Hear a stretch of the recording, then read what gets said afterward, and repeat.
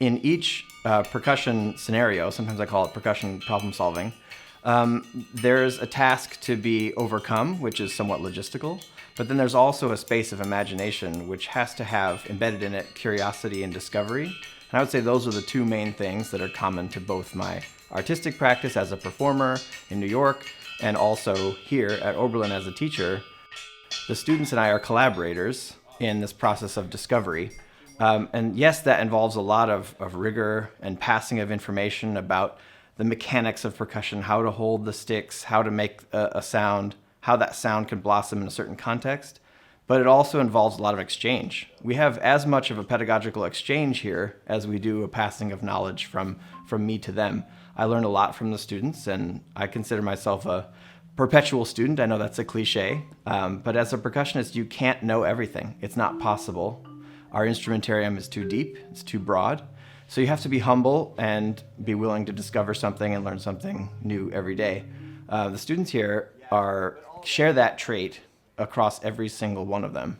It's one of my favorite things about this place is that curiosity, discovery, self-awareness, and growth are always a huge part of any given lesson or rehearsal.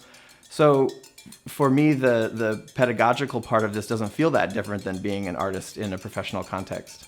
They feel one and the same, and they're all wedded to the same core sort of curiosity. Percussionists, since they can't know absolutely everything about their craft, and they have to be curious at every moment, they also have to take risks.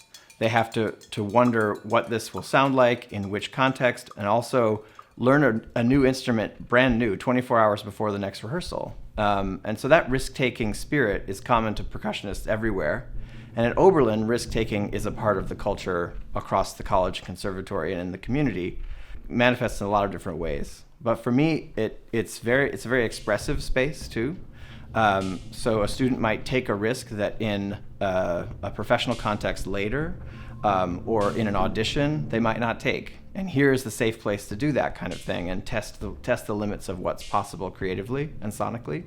As soon as you walk through the square or into the conservatory, you can see and feel that folks support each other in that risk-taking.